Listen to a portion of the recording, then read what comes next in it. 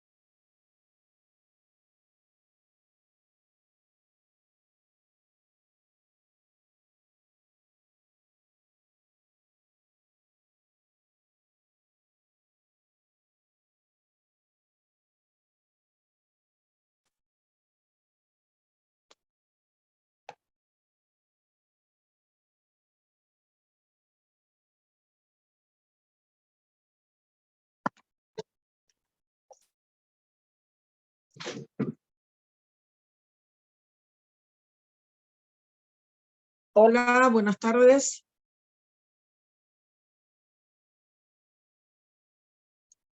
Buenas tardes, profe. ¿Cómo vamos? Bueno, hace unos cuantos días que no nos escuchábamos. Toca un tema hoy que es sumamente importante si uno lo une, lo liga a la legítima. Ustedes ya vieron Legítima, ¿no es cierto?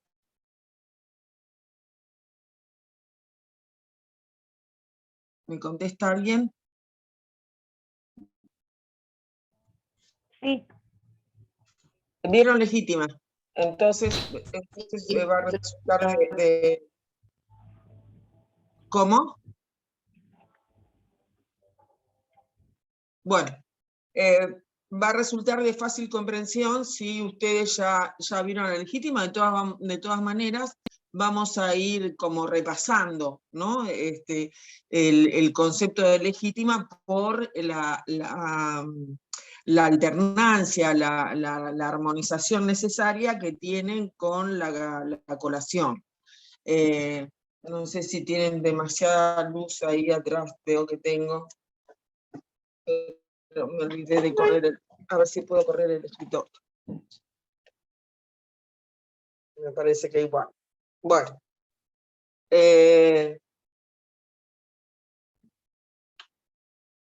Primero vamos a comenzar por el principio. Vamos a empezar por el artículo 2336. Ustedes dirán, ¿para qué empieza con fuero de atracción? Empiezo con fuero de atracción porque es la competencia que fija el Código Civil y Comercial de la Nación para entender en el juicio sucesorio, que crea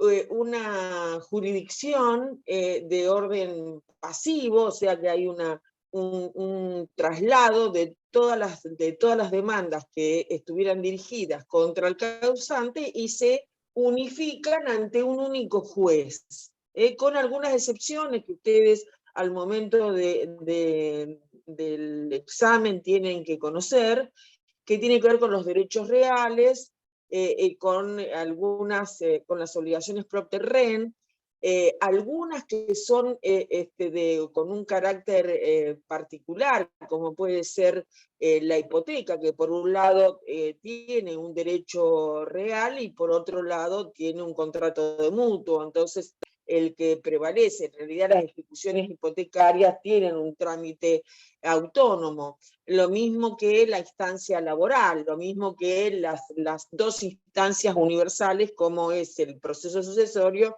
con el proceso de quiebra. Lo que se hace es, en la ligazón que tienen ambos procesos, es oficiar si se requirieran datos que sean absolutamente necesarios para llegar a una efectiva partición. Ahí de a poquitito nos vamos a ir acercando a al tema de hoy, pero es imprescindible que ustedes conozcan o recuerden que el mismo juez que conoce de las acciones de petición de herencia, de nulidad de testamento, de todos los litigios que tienen que ver con la garantía de evicción, con la garantía entre los lotes, con todas las situaciones que surgen después del inventario, después del avalúo, después de la tasación, o durante, por ejemplo, los procesos de exclusión, la acción de colación, la acción de reducción, todo tramita ante el juez del último domicilio del causante. Casi digo casi digo conyugal. Del último domicilio del causante. Después tienen la excepción territorial respecto de el heredero único, con las contradicciones que la jurisprudencia tuvo y que el Código Civil y Comercial de la Nación vino a dar solución respecto de si es posible entablar un proceso ante el juez del heredero único. Pero lo cierto es que ¿Por qué es importante? Porque todas las acciones personales de los acreedores del causante se pueden dirigir ante el juez del último domicilio del mismo. Eso se hace entonces ¿con qué fin? Para obtener una unidad procesal, y desde ahí es que está el desplazamiento de la competencia hacia esta jurisdicción que tiene un proceso de carácter universal. Pero ustedes recordarán, hay procesos universales que como fijan este fuero de atracción, y otros que no como antes era el proceso de insanía. ¿Por qué? Porque abarcaba absolutamente toda la vida de la persona. Pero en realidad los procesos universales por los cuales hay un registro de juicios universales que hay que oficiar al momento de iniciar el proceso sucesorio, se da en el caso de la sucesión y se da en el caso del concurso. En el caso de la sucesión, sea testamentaria o ab intestato, pero son todas aquellas cuestiones donde se vincula las pretensiones patrimoniales o de derechos que pueden influir o que pueden tener incidencia en los procesos universales. Muy bien. Entonces, vamos a ver acá, ustedes han visto la legítima, no sé si alguno quiere recordar lo que es la definición de la legítima como el eje, el protagonista del proceso sucesorio y de la apertura de la sucesión, es la legítima. O sea, ustedes no pueden dejar de saber el significado, la importancia que la legítima tiene en nuestro derecho sucesorio. Ha sido este derecho en su reforma el derecho más estático en relación a la reforma al Código Civil y Comercial. Se mantuvieron básicamente las normas que gobiernan el proceso sucesorio, habiendo mejorado, operativizado algunos institutos en pos de un proceso acorde a estos tiempos, podríamos decir. La aceptación de la herencia es uno. Otro de los temas es lo que nosotros vamos a ver ahora en materia de donaciones y de la acción de reducción. O sea, cómo juega todo esto en el efectivo proceso de la sucesión, no confundiendo la apertura del proceso de la sucesión con la apertura del proceso sucesorio, ¿no? Acá nosotros siempre estamos, la instrumentación de este derecho contenido a partir de la muerte del causante, donde se funden estas tres capas, en estas tres esferas que conforma la muerte, se transmiten después, o mejor dicho, se operativizan, se instrumentalizan a través del proceso sucesorio. Pero a veces confunden lo que son normas que hacen a la apertura de la sucesión con las normas que hacen a la apertura del proceso. Cuando uno va a iniciar un proceso sucesorio, dentro de las obligaciones y de las medidas de los primeros resoluciones que va a obtener, es justamente un oficio a los registros existentes para saber si han existido decisiones anticipadas por la voluntad del causante, lo que sería el registro de testamento, y al registro de juicios universales por este fuero de atracción que ejerce la jurisdicción. Dicho esto, que tiene que ver exclusivamente con a dónde se va a dirimir esto, a dónde es que aparece y se visibiliza la acción de colación Para poder llegar a la acción de colación, primero tenemos que saber qué es la colación. Y bueno, como siempre, han habido distintos juristas que han dado distintas definiciones,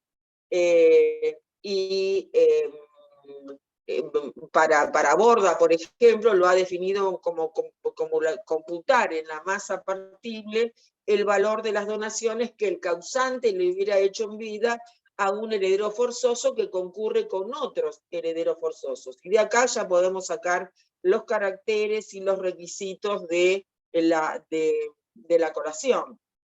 Y dice, e imputar, dice la definición, en su propia porción ese valor para compensar a los demás herederos en bienes hereditarios equivalentes a los que fueran donados al colacionante. Ahora vamos a aplicar estas definiciones.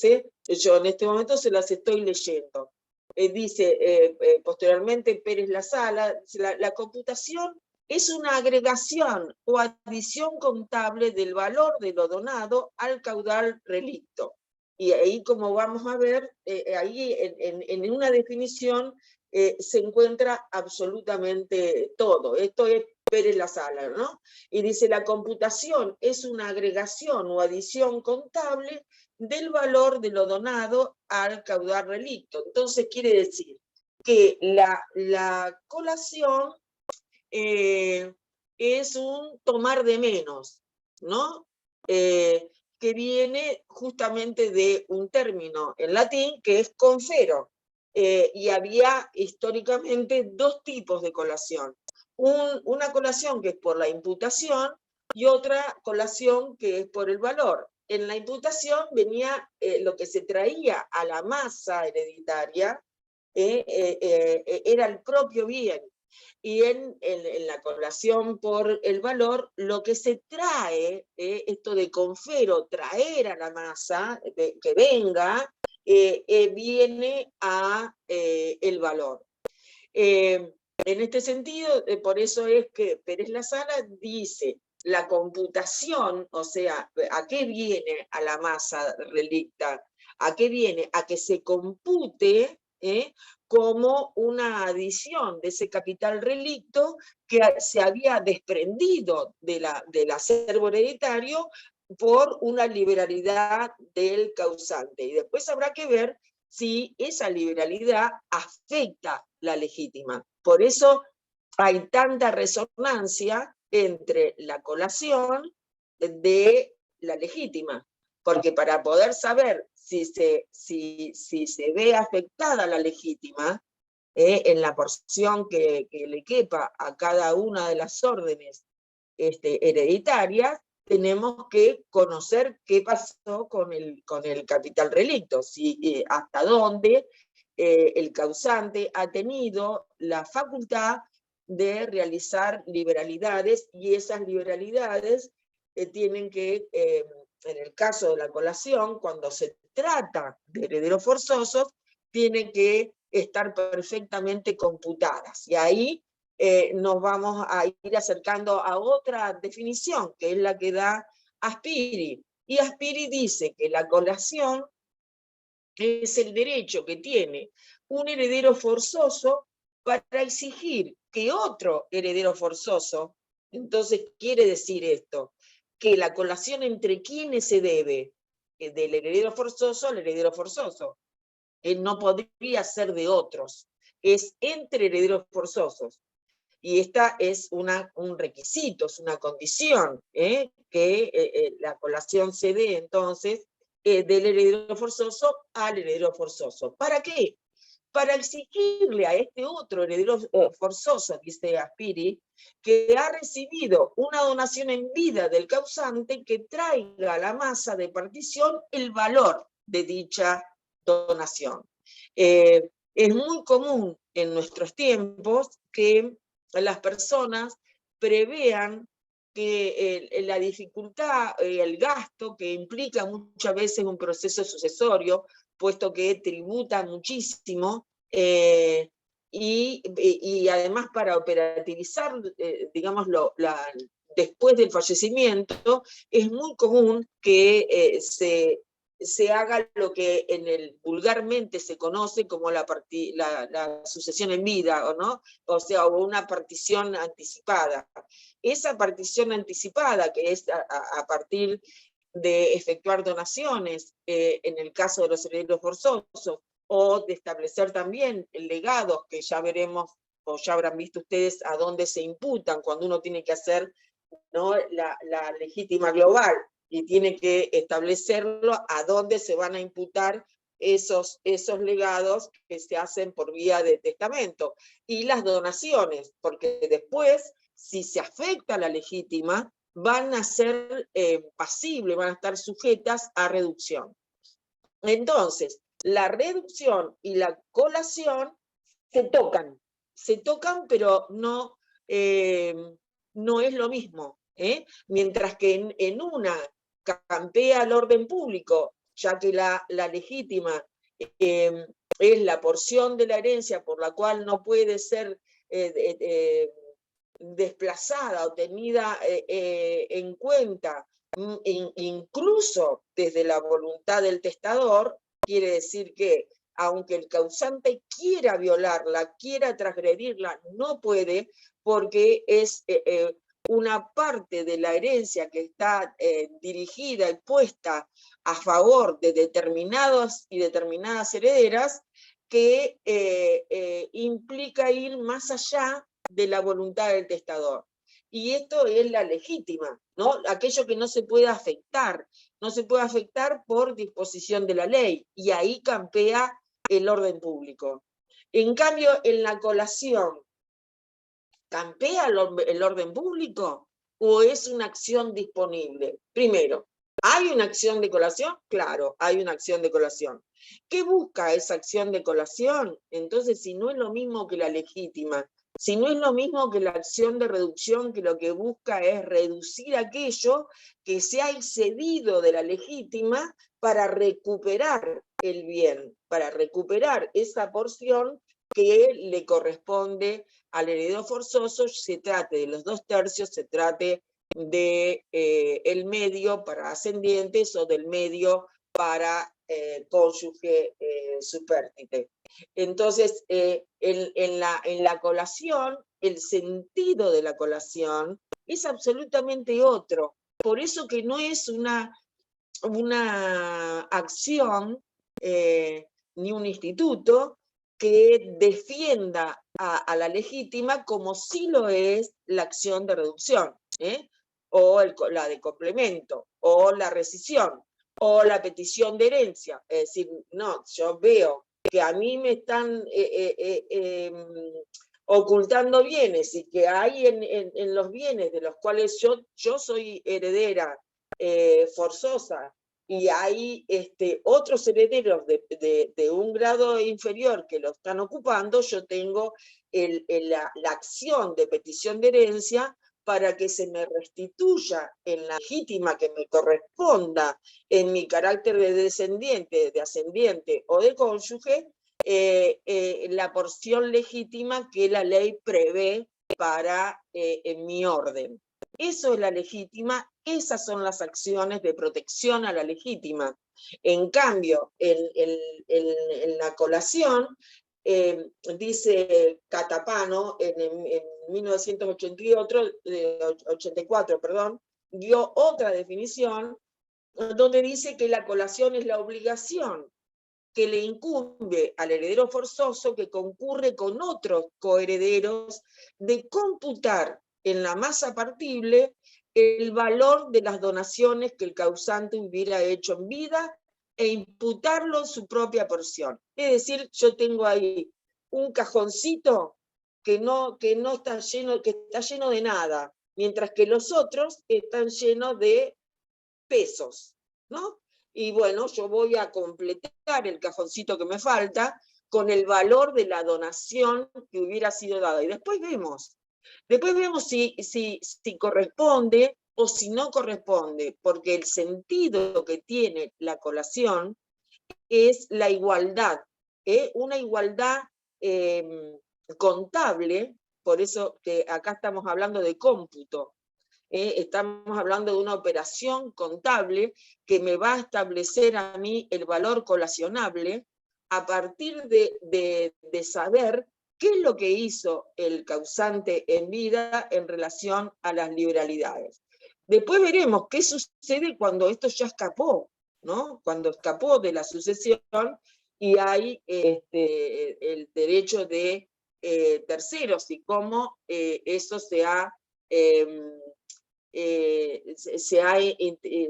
dispuesto en la legislación, porque lo que se tiende, a ver, la tendencia es a que mayor liberalidad respecto de la autonomía de la voluntad. Entonces, si la donación es un acto y un ejercicio de la autonomía de la voluntad, se piensa que en algún momento nuestra legislación deje de ser tan cerrada y sea un proceso sucesorio de mayor libertad, digamos, sucesoria para el causante. Piensen que nosotros venimos de tener la legítima mayor en el mundo, que eran los 4/5. Ahora estamos a la par de España en los 2/3. No se llegó al tercio con la mejora, salvo el tercio dispuesto para las personas con discapacidad, que pueden tomar del tercio de la porción disponible que queda, de la legítima, perdón, de los descendientes, tomando un tercio para la mejora. Pero quiere decir, acá tenemos que hacer una armonización entre lo que es la porción disponible, ustedes, a ver, díganme, si ya vieron legítima, ¿cuándo se da la porción disponible?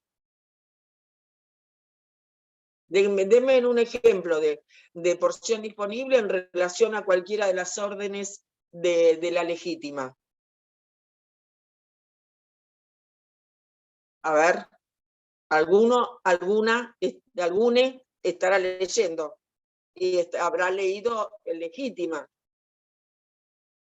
O simplemente por escuchar, por haberlo tenido en cuenta, justamente por el tema de que se trata.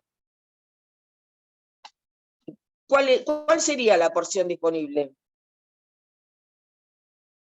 Gente.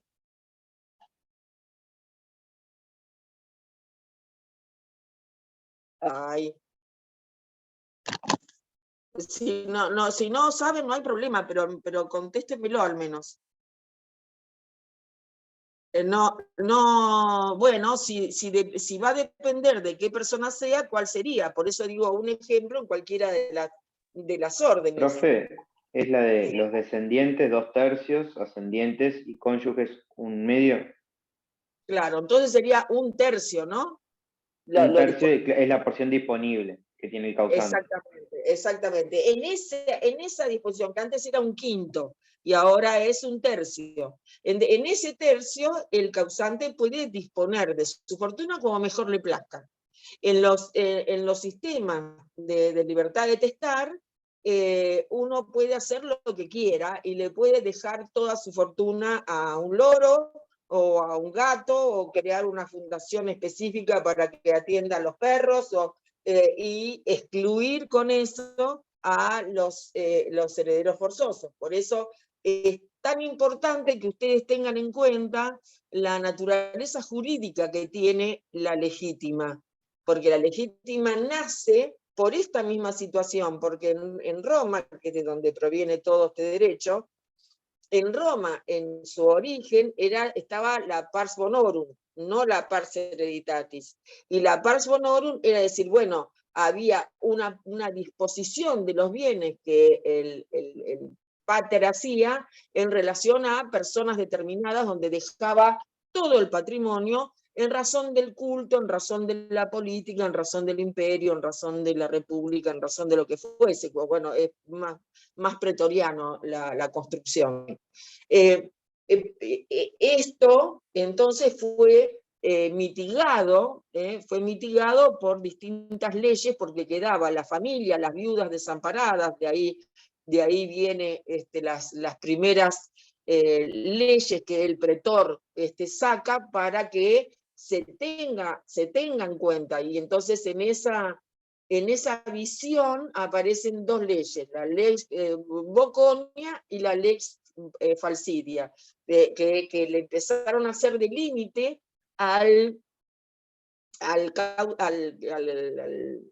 causante, o en este caso al pater, porque era quien podía disponer, no sabemos que la mujer no podía, en relación a determinadas personas y a determinadas familias. Así nace la legítima.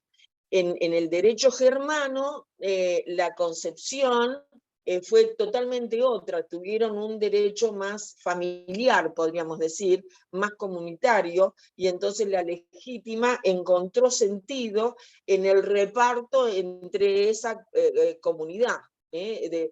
Bueno, hay toda una explicación histórica desde lo que fue el feudo y lo que dejaban, y que por eso entonces esa pequeña porción que les dejaban los señores feudales a los siervos, tiene que ver también con la explicación de la legítima.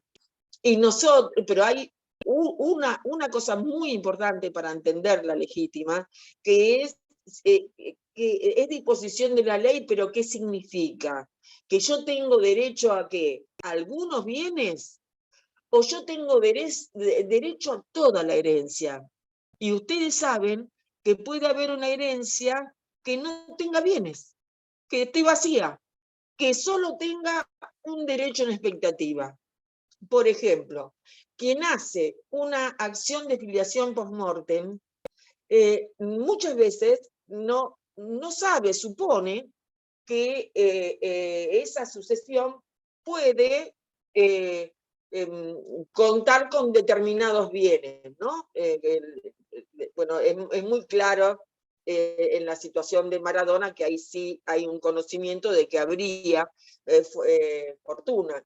Pero puede ser que en vez de haber fortuna, haya no sé, un eventual descubrimiento de supónganse, de un filo de una mina no conocido, no sabido, y que esa sucesión esté absolutamente vacía, no tenga bienes denunciados, no se hayan hecho ningún inventario porque en ningún lado está, o un seguro que no está dentro de lo que es la normativa propia, quiero decir nacional, y que se desconoce. Digamos, los intereses pueden ser muchísimos por los cuales se abra una sucesión en la cual en apariencia no hay ningún bien. Entonces, en un supuesto, Francisco de Asís Cambó, del año 57, de 1957, en otro siglo, una persona hace un legado y respeta la legítima, respeta el medio que implicaba la legítima de la cónyuge. Pero la cónyuge no estuvo satisfecha con esto, y entonces inicia una acción para que se declare judicialmente si lo que ella percibía, lo percibía por ser parte de la herencia, es decir, por toda la herencia, o solo en la calidad de los bienes, solo por tener derecho a una parte de los bienes. Y esta es la diferencia entre pars hereditatis y pars bonorum, porque si ella era si ella tenía derecho a ese medio, no iba a tener fin, porque era un patrimonio que iba aumentando permanentemente por regalías o dividendos, o no recuerdo ahora cuál era el patrimonio relicto que seguía otorgando dividendos. Y esto es absolutamente importante.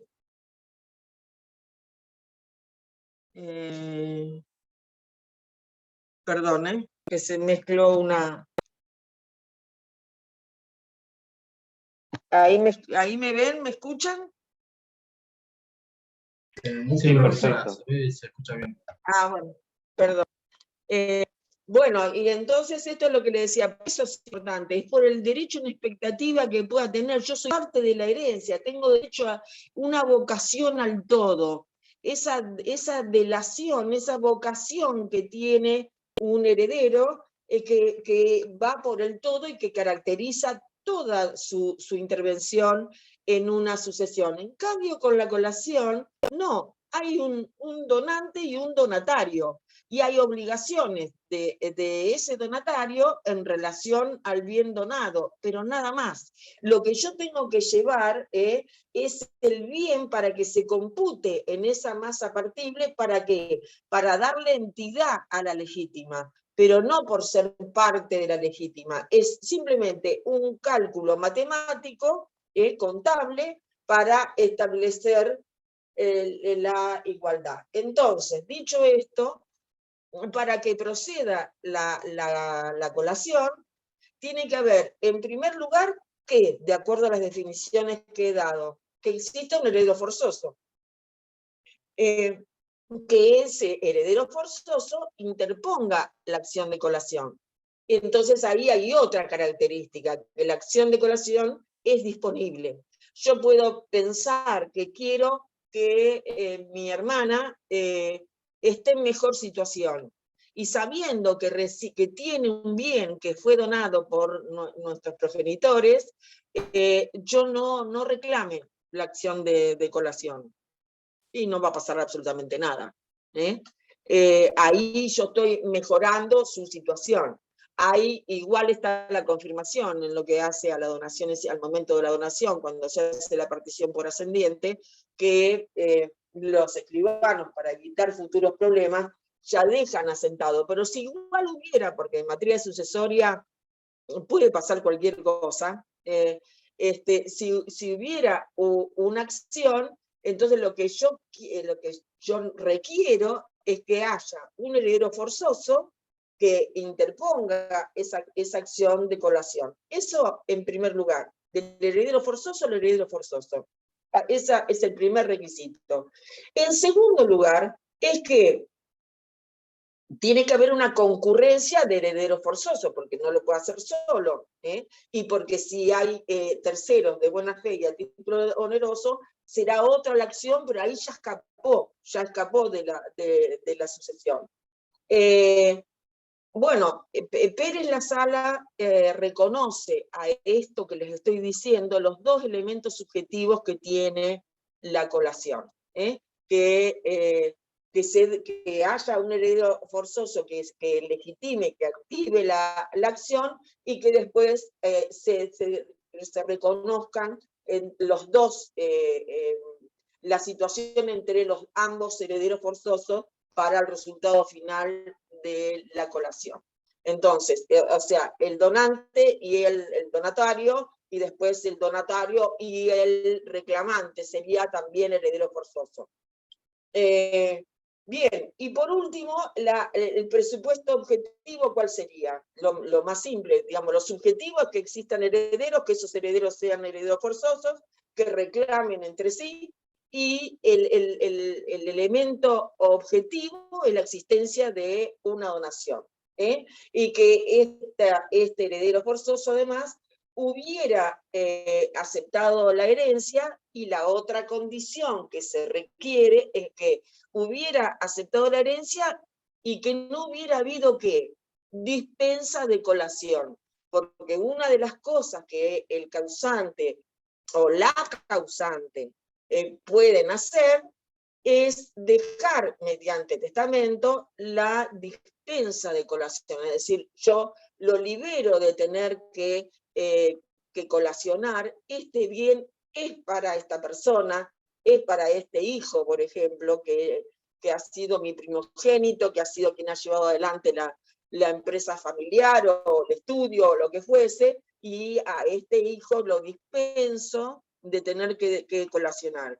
Entonces ahí habría dos supuestos. Uno que es la dispensa de colación y el otro es la mejora. ahí yo estoy mejorando, estoy estableciendo una mejora hacia un heredero forzoso. Entonces, vuelvo otra vez con la cantinela. Digo para que después sea claro cuando uno agarra todos los artículos del código. Los herederos forzosos son quienes tienen el derecho para pedir, exigir la colación, y son también los que tienen la obligación de colacionar. Por eso es que se da entre de heredero forzoso a heredero forzoso. Requiere de que tengan una condición de heredero forzoso, ¿a qué momento? Al momento de la apertura de la sucesión. ¿Y cuándo es el momento de la apertura de la sucesión? Al momento entonces del fallecimiento. Sin embargo, ha habido muchas situaciones de una donación post-mortem, no post-mortem, sino de una donación que, donde la persona no hubiera estado nacida, ahí me trabé con el nacimiento, no hubiera estado nacido al momento del fallecimiento, de la apertura de la sucesión. Y entonces esa donación va a ser válida cuando esa persona haya obtenido el título filiatorio a partir de la acción de filiación post-mortem que le va a dar entidad a esto, o salvo que hubiera estado reconocido en la misma escritura pública. Entonces, la jurisprudencia en esto desde tiempos inmemoriales no tiene problema en reconocer que el heredero forzoso tiene que ser tal al momento de la donación. O sea, que al momento de la donación tiene que tener este carácter. Se da la especial situación de, en el caso de un hijo nacido post-mortem, pero si hay una donación, quiere decir que hay un reconocimiento en esa misma donación. Bueno, digamos que para la exigencia, podemos decir que nuestro Código Civil nos expone con una absoluta claridad a la exigencia de la vida de los herederos, significando esto que lo que hace esa donación es un anticipo de la herencia. Y esto está bastante discutido porque estos surgen los conflictos de intereses y las situaciones de juicio al momento de la partición de la herencia y de dividir la herencia entre todos los herederos, que esto cuando ahí ya tuvo que estar la obligación de colacionar, y se supone que quien ha recibido una donación que tenga que colacionar tiene que indicar el valor de lo colacionado para la construcción de esa partición y tomará de menos, que eso es lo que quiere decir colación. Tomar de menos en lo que le corresponda a la partición hereditaria. Anteriormente no estaba legislada la colación por deudas, ahora el Código ha legislado sobre una cuestión que es también operativa, a ver, el Código establecía en los principios generales de la administración de la herencia en que el heredero no se puede pagar a sí mismo, y que no podía, que había un orden de prelación que lo sigue existiendo en relación a los pagos de la herencia, y esa herencia, como ustedes saben, las deudas se pagan con los bienes. Entonces, la situación un tanto crítica que tenía el heredero, que por un lado era heredero y por otro lado era deudor, y en algunos supuestos el heredero puede ser acreedor y deudor de la herencia. Bueno, el Código Civil y Comercial ha resuelto esta situación estableciendo la compensación de esas deudas, ya tanto sea cuando la sucesión siendo acreedor como siendo deudor.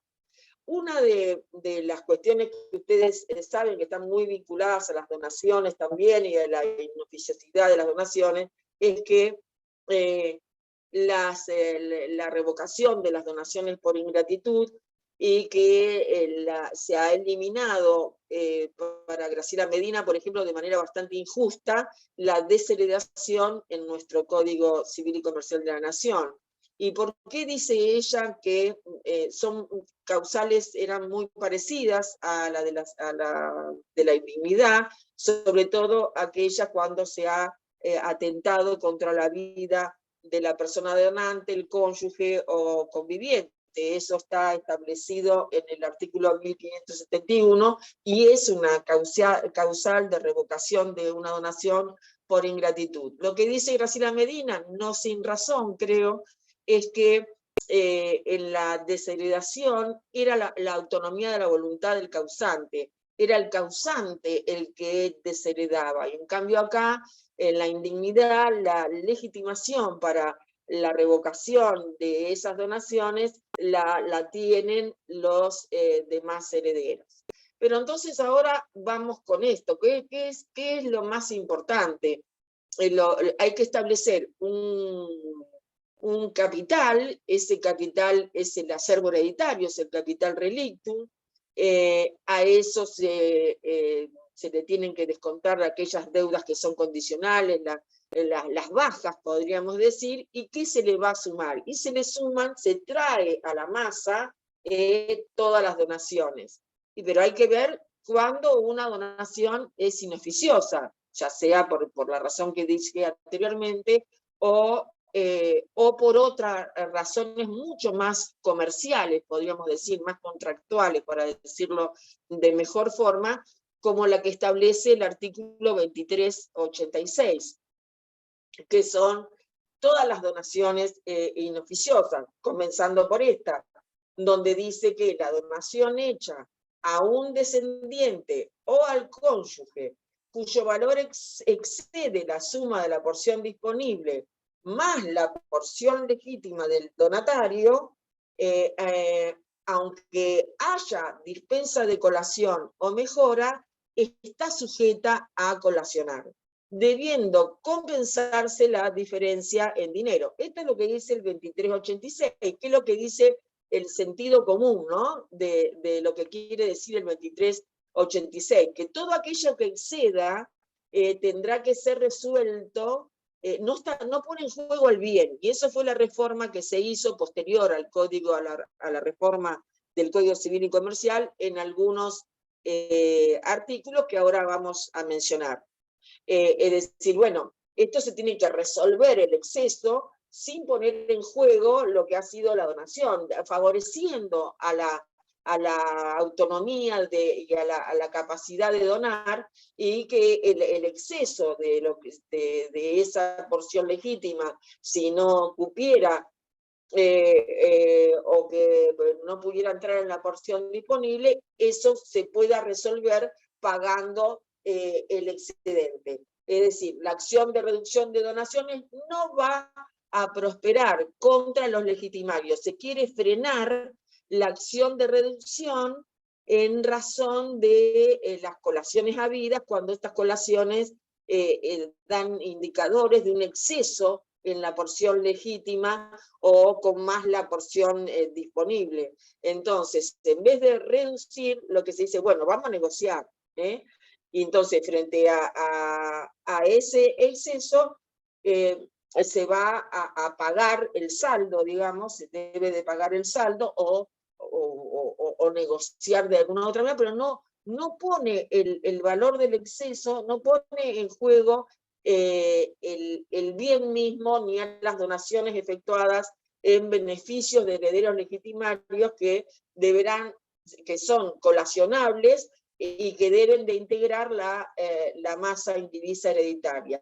Y entonces así esta masa se va circunscribiendo, podemos decir, en distintos lotes que le van siendo adjudicados al legitimario donatario, compensando ese exceso por dinero, no por los bienes. Ustedes saben que que también lo tienen que tener muy claro, que el principio sucesorio es que siempre sea un pago en especie. No estaba pensado estos principios que ahora son rectores que estableció la reforma al Código Civil y Comercial.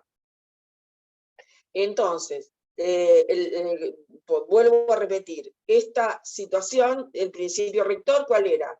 Que en materia de adjudicación de los lotes siempre se tiene que estar a la compensación entre los copartícipes con bienes en especie. Y si no fuera posible, la diferencia en dinero. Por eso es que los bienes se sortean, cuando no hay posibilidad, ni hay posibilidad de negociación entre los coherederos. Pero ya para eso tiene que estar debidamente establecida la masa partible y tiene que haberse colacionado aquello que es obligación de colacionar. El artículo 2457, ahora voy a leer algunos de los artículos de las donaciones, sobre todo, para que ustedes tengan en claro, es la que establece los límites de la acción de reducción. Vieron que ustedes tienen que hacer una diferencia entre lo que es la acción de reducción y lo que es la acción de colación, ¿no? El 2457 dispone los límites de la acción de reducción que se podría plantear entre los legitimarios y los derechos reales que se constituyan o se transmitan sobre bienes que fueron objetos de donación y posteriormente fueran subadquiridos por un tercero. Por eso es que el 2457, resolviendo toda una cuestión de reducción que afectaba o podía afectar los derechos de terceros, que hubieran sido contratantes de buena fe y a título, por supuesto, a título oneroso, a través de un derecho real, establece que los derechos reales constituidos por el donatario, la reducción extingue con relación al legitimario.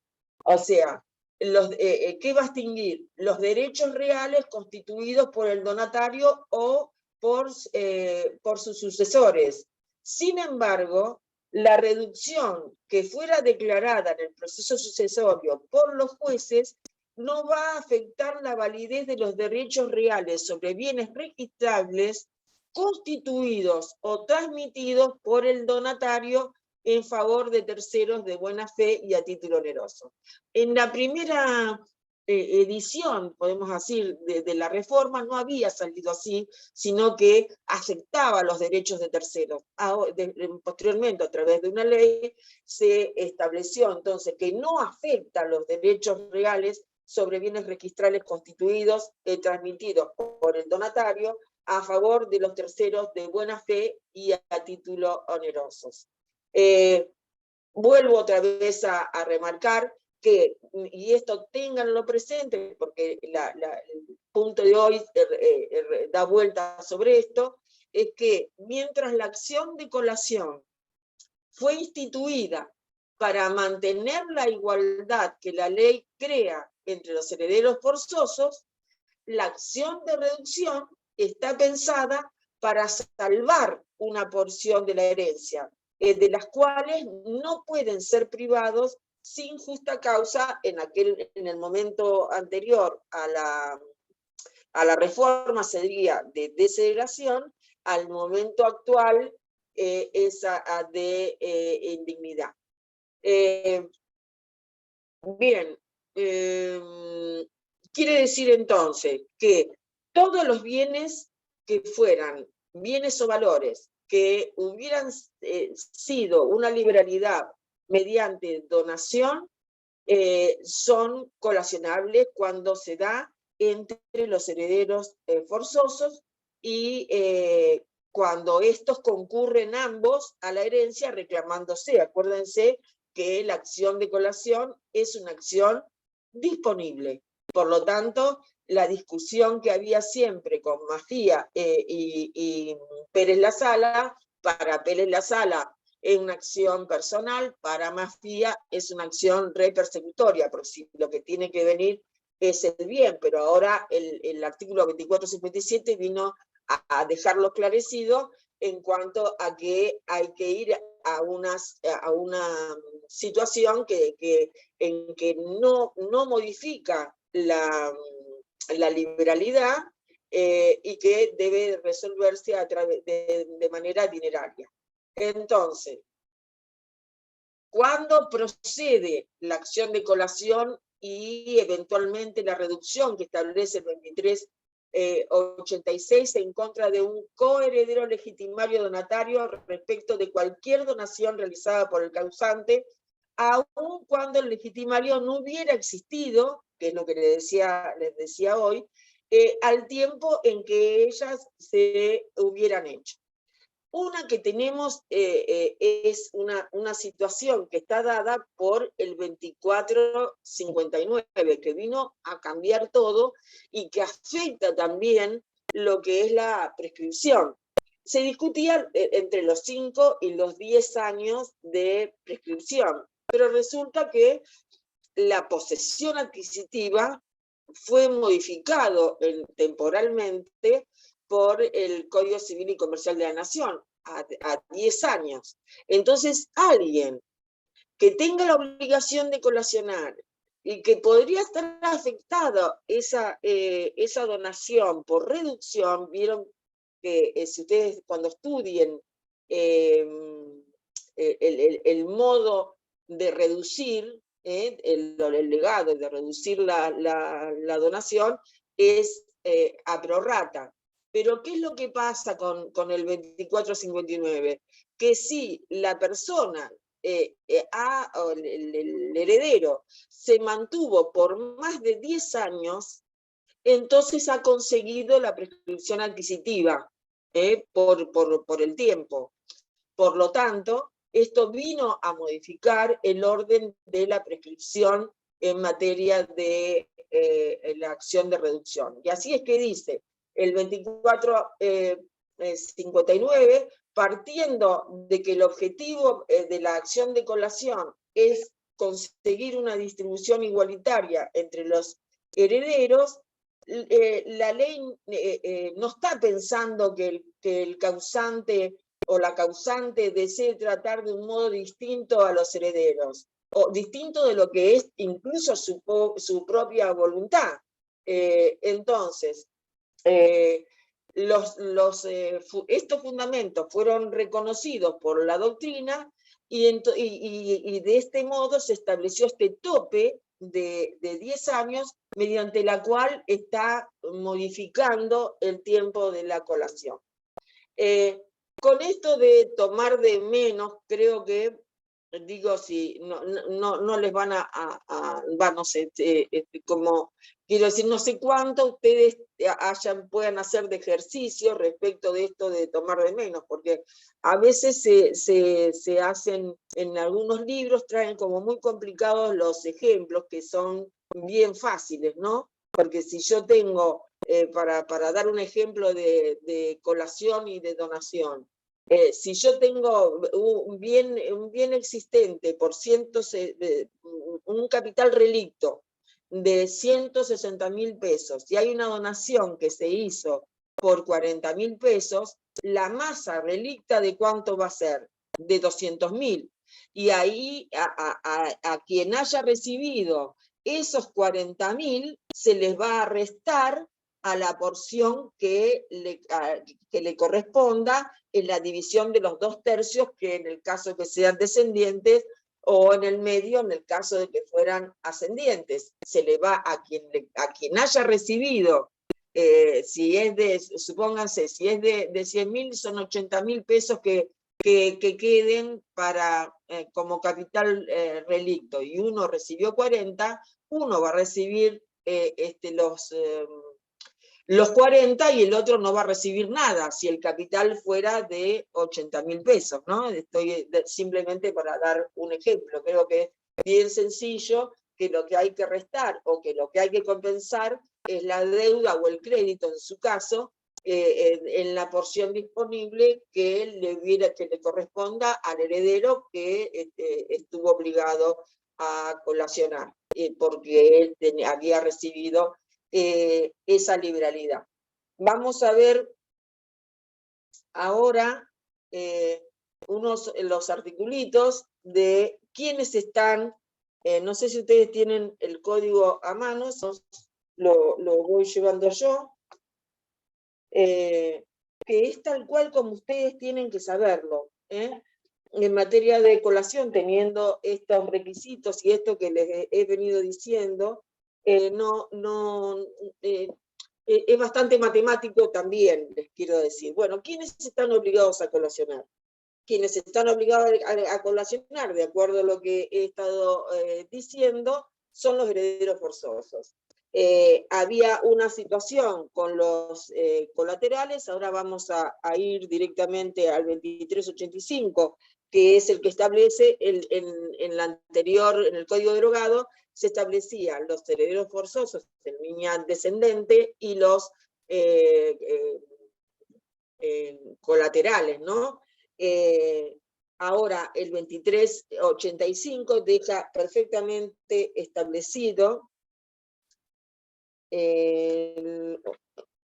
dice, personas obligadas a colacionar, los descendientes del causante y el cónyuge que concurren a la sucesión intestada deben colacionar a la masa hereditaria el valor de los bienes que le fueran donados por el causante. Acá tenemos que ver que hay colateralidad en la medida en que haya representación. No sé si vieron ya representación.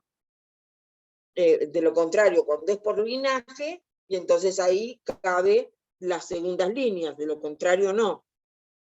Porque específicamente lo está estableciendo el 2385, y el 2385 dice, ¿a qué momento yo tengo que, esto también era una discusión en el código derogado, ¿a qué momento se evalúa el bien? Porque nosotros estamos hablando acá de contenido teórico, pero en realidad esto ustedes lo tendrían que aprender con un expediente y ver cómo se hacen las cuentas, cómo se simplifica esto, y en realidad en todo tiempo y en todo momento estamos hablando de dinero, de cómo se hacen las cosas, de cómo se liquida y cómo se reparte. Entonces, el valor se determina a la época de la partición. Antes decía a la época de la apertura de la sucesión. Imagínense que en general las personas inician muchísimo después las acciones, y ya cuando está el valor depreciado, aún cuando se hicieran, hubiera un ajuste en relación al precio, era una desproporción. Entonces el código con toda claridad establece que el valor para saber de cuánto estamos hablando es a la época de la partición. Cuando se trata de bienes inmuebles, se le suma creo que es un 20% más sobre el valor fiscal, cuando no hay posiciones que hayan acordes entre los coherederos, y se establece el monto que surja de la evaluación fiscal más el porcentaje que se le adiciona a esa evaluación fiscal. Y en los créditos se van proporcionalmente, de acuerdo con los porcentajes de adecuación al crédito mismo. Y dice, también hay obligación de colacionar en las sucesiones testamentarias, otro hecho nuevo. Esta es otra situación que antes no se daba, no había colación testamentaria. Y la reforma incluyó la colación testamentaria cuando establece y dice, hay obligación de colacionar en las sucesiones testamentarias si el testador llama a recibir las mismas porciones que corresponderían al cónyuge o a los descendientes en la sucesión intestada. O sea, siempre el equilibrio que está ligado a la legítima. El legado hecho al descendiente o al cónyuge se considera realizado a título de mejora, es decir, va a la porción disponible, excepto que el testador haya previsto y no se viera afectada la legítima, hubiera previsto expresamente lo contrario. Como dijimos, ¿cuándo van a ser inoficiosas? La donación que esté hecha a un descendiente o al cónyuge cuyo valor excede la porción disponible más la porción legítima del donatario, aunque haya dispensa de colación o mejora, está sujeta a la reducción por el valor del exceso, con todas las salvedades que yo ya le hice de la ley que estableció que la diferencia en cuanto a la revocación de esa donación y al pago por el exceso. El 2387 habla de el heredero renunciante. ¿Qué pasa con el heredero que renunció a la herencia? Entonces, el descendiente o el cónyuge que renuncia a la herencia, esto se mantiene igual que en el código derogado, puede mantener sin tener que colacionar el bien que hubiera recibido dentro del límite de la porción disponible. El 2388 habla de esta cuestión que yo les decía, el heredero que no lo era al tiempo de la donación. El descendiente que no era heredero presuntivo al tiempo de la donación, pero que resulta heredero, no tiene que colacionar. El cónyuge no tiene que colacionar o no debe la colación cuando la donación se realiza anterior al matrimonio, salvo que estamos hablando de las capitulaciones matrimoniales de aquellas que se han dado en función del matrimonio, ¿no? Que ustedes ya han visto. Y después, la donación hecha al descendiente o ascendiente del heredero, que son las donaciones hechas a los descendientes del heredero que no deben ser colacionadas. Entonces, hay que poder establecer cuáles no tienen obligación de colacionar, como en el caso del renunciante, como la donación al cónyuge del heredero. Dice, las donaciones hechas al cónyuge del heredero no deben ser colacionadas, o sea, están exentos de la obligación del heredero. Y finalmente, lo que hay que tener en cuenta son las obligaciones emergentes por los bienes que son objeto de la colación. Si han perecido sin culpa del donatario, aquellos beneficios que estuvieran excluidos de la colación, como por ejemplo, dice el código, dice los beneficios hechos al heredero, los descendientes y el cónyuge supérstite obligados a colacionar, también deben colacionar los beneficios recibidos a consecuencia de convenciones hechas con el difunto que tuvieron por objeto procurarles una ventaja particular. O sea, todo lo que afecte el derecho del otro van a tener obligación de colacionar. Finalmente, el perecimiento sin culpa no tiene que colacionar el precio, va a tener que colacionar siempre lo que es a través de la culpa, la omisión, la negligencia o el dolo que ha tenido en esto, lo mismo que los frutos que se consumen, el heredero no debe los frutos, salvo siempre que no hubiera culpa. Y en cuanto a la modalidad para hacer la colación, como dijimos, hay un donatum y hay un relitum. Y o sea, hay una masa hereditaria y está el valor de las donaciones. Eso se junta, a eso se le han descontado las deudas y sobre eso se establece la proporcionalidad del capital que se encuentra. Ahí puede haber dispensas de colación, ahí puede haber una renuncia tácita a colacionar por alguno de los herederos. Bien, ahora no sé si creo que dijimos la obligación, de los legados, no sé si dije de los legados, el legado hecho al descendiente o al cónyuge se considera realizado, eso creo que lo dije, a título de mejora, excepto que haya puesto alguna cláusula en particular. La ley que les decía que reformó esto de una manera más operativa, más ayornada a la época actual, dando cuenta de la necesidad de la circulación de los bienes y de las cuestiones contractuales, es la ley 27.587, que fue la que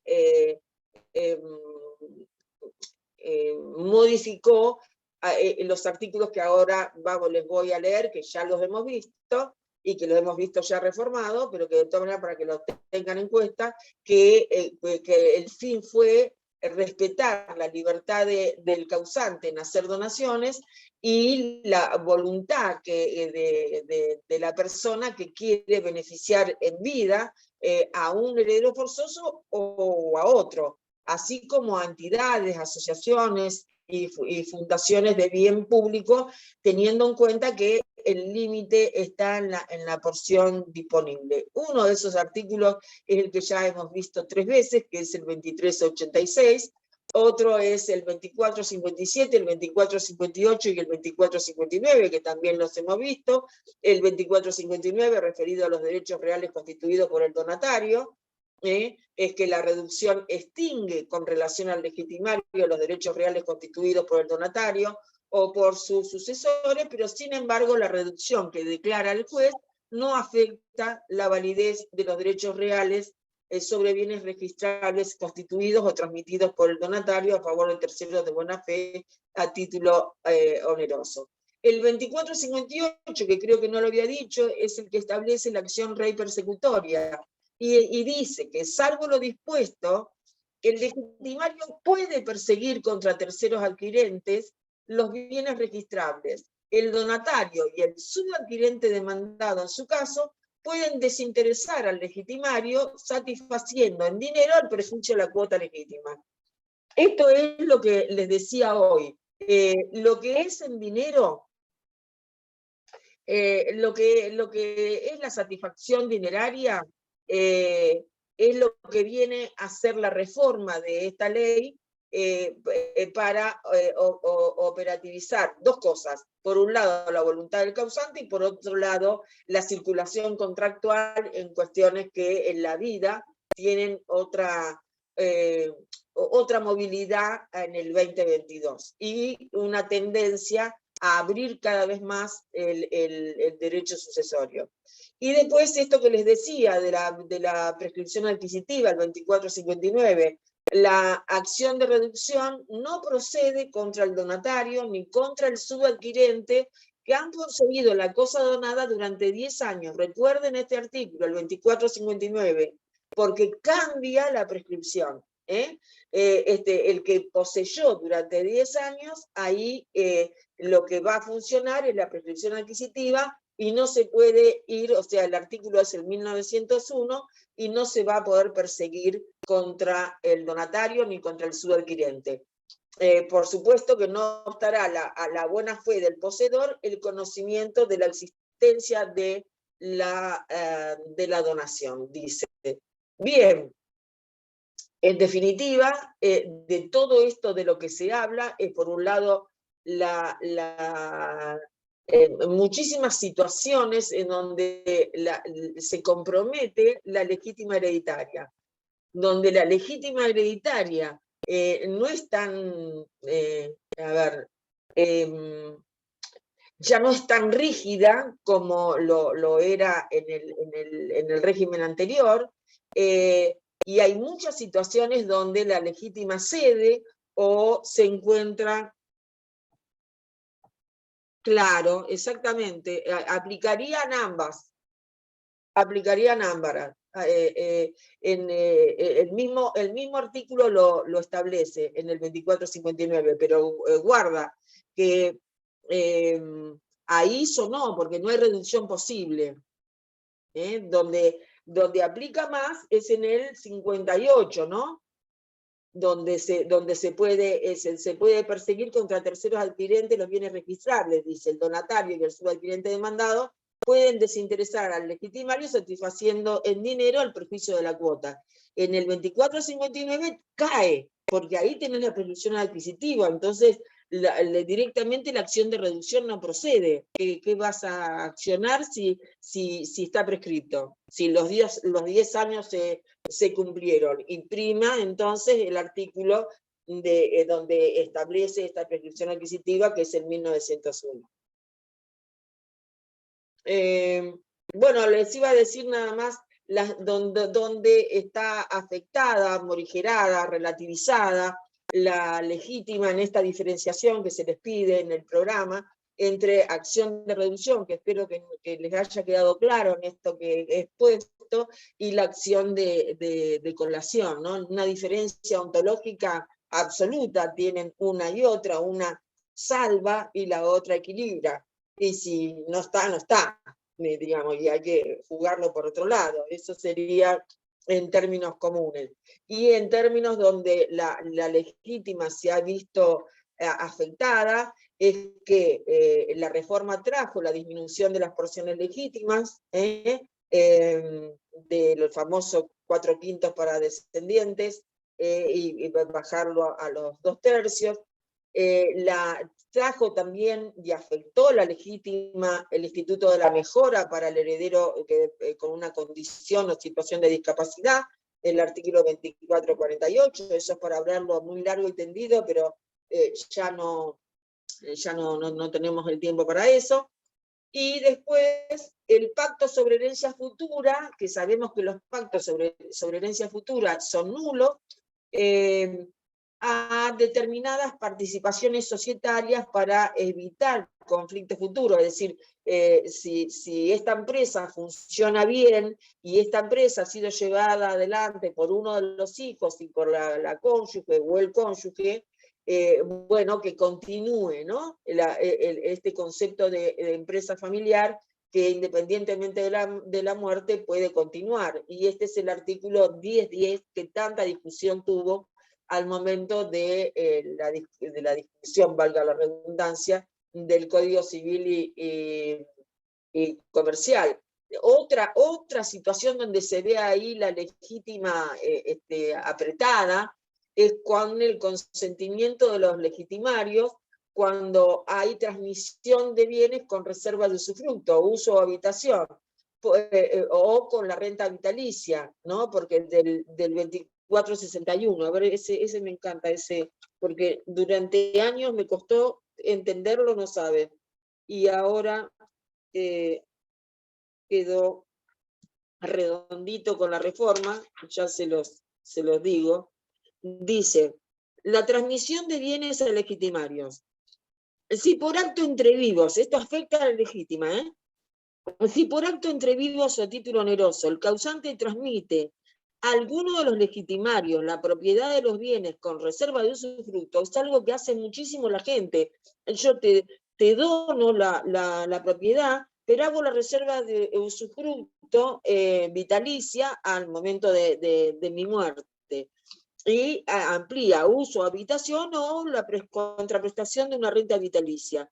Se presume, sin admitir prueba en contrario, que este acto es gratuito. O sea, dice, sin admitir prueba en contrario de la gratuidad del acto y la intención de mejorar al beneficiario. Sin embargo, se deben deducir del valor de lo donado las sumas que el adquirente demuestre haber efectivamente pagado. O sea que hay que devolver el dinero que se haya recibido por ese bien, ¿no? Y dice, el valor de los bienes debe ser imputado a la porción disponible y el excedente es objeto de colación. O sea que el valor de los bienes debe ser imputado a la porción disponible, no pone en juego a la legítima en sí misma, y el excedente se debe de colacionar. Esta imputación, dice, y esta colación no pueden ser demandadas por los legitimarios que consintieron en la enajenación, sea onerosa o gratuita, con alguna de las modalidades indicadas. Es decir, se flexibiliza la transmisión de bienes con reserva de usufructo o con la contraprestación de una renta vitalicia que se puede dar por diferentes razones y motivos. Después, La partición por ascendiente, que ya no, bueno, no creo que, no llegamos.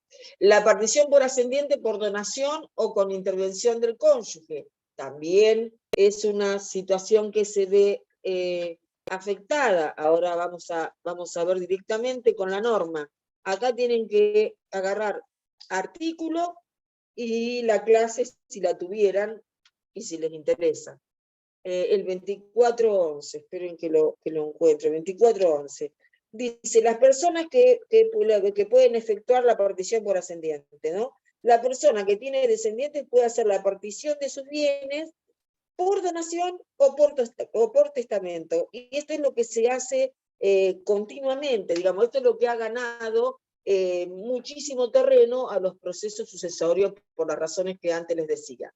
La partición por ascendiente o por testamento con la imposibilidad de modificar la misma, salvo que exista una unanimidad entre todos los beneficiarios de cambiar las cosas, ¿no? Si no, a lo que le toca, lo que se estableció y ya hay una cláusula de no modificación de esa situación testamentaria. Eso está en el 2412.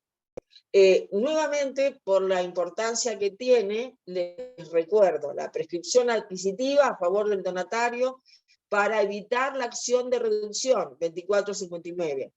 Las indivisiones hereditarias, que no sé si ya las habrán visto, que las van a ver en particular, que puede afectar a toda la herencia o a parte de la herencia.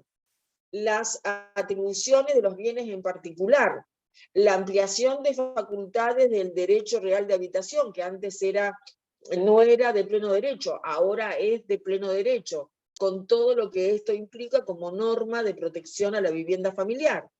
El surgimiento del derecho real de habitación también para el conviviente supérstite, que establece el artículo 527, que ustedes lo saben ahora a la perfección. El régimen de afectación a la vivienda con proyecciones y consecuencias sucesorias para defender la vivienda familiar. ¿Por qué todo esto? Porque acá campean las normas de derechos humanos respecto a los derechos sociales y económicos y otorgándole a la vivienda y a quienes quedan en vida, a los supérstites, la posibilidad de esa afectación en torno a su propio interés y más allá de marcar la voluntad del causante. Y la otra es la posibilidad de compensar en dinero la legítima afectada que vimos recién en el 2454, que lo vamos a repetir ya para ir concluyendo esta clase, que dice, efecto de la reducción de las donaciones. Si la reducción es total, esta no se la había dicho. ¿Qué va a pasar con la donación? Si se reduce, chau, donación, no hay más donación, queda resuelta. Si la reducción es parcial, porque está afectando en parte la legítima, y el bien es posible de ser divisible, se lo divide entre legitimario y donatario. Si no fuera divisible, debe quedar para quien le corresponda una porción mayor, con un crédito a favor del otro. Es como pasaba, ¿se acuerdan? En la comunidad, lo mismo. El donatario puede impedir la resolución entregando al legitimario la suma de dinero necesaria para completar el valor de su porción legítima. Y acá aparece otra vez la capacidad de que el dinero resuelva lo que antes era una exclusiva solución sucesoria legitimaria, sin que pudiera haber otra opción. Ahora puede decir, bueno, compensemos, yo te pago esto, negociemos lo que antes era imposible y hacía que los bienes se remataran. Hoy estas normas impiden esas situaciones y están mucho más ajustadas a la vida actual. Y después, por último, dice, el donatario es deudor de la notificación de la demanda de los frutos en caso de formular la opción prevista en el párrafo anterior por los intereses debidos. Todo esto es lo que viene a restringirse a restringirse a verse tocada la legítima y que hace una diferenciación entre lo que es la colación de la legítima. Espero no haberlos a recontra mil aturdido, aunque esto es así, y que les sirva. ¿Les parece? ¿Les servirá de algo?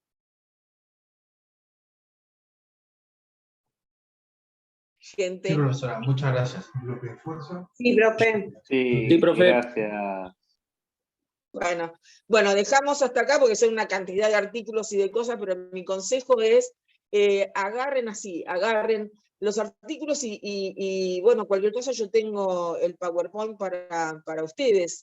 Acuérdense que mi correo electrónico, más allá de la plataforma y de todo eso, que ya hay mucho material, pero en lo que respecta a mí, si a ustedes las clases les resulta interesante y quieren tener el contenido, mi correo electrónico es mi nombre completo, @gmail.com. Soy una de las personas más ocupadas de este país, pero siempre voy a responder. No se hagan ningún problema. Profe, si puede, súbalo a la plataforma, así ya nos queda ahí. Bueno, se lo doy para que lo suban, ¿sí? ¿Cómo no? ¿Cómo no? No hay ningún problema. Gracias. No, Sí, gracias a profe, ustedes. así nos guiamos para estudiarlo, porque es un montón. Claro, porque les va a venir bien por esta cosa de que en esta parte es articulado, es mucho articulado. Una vez que ustedes tienen el criterio del contenido, ya hay que ir al código. Con todo gusto se los voy a subir. Gracias, Gracias, profesora. profe, hasta luego. Bueno, hasta el 27 nos volvemos a encontrar. Gracias. Hasta luego.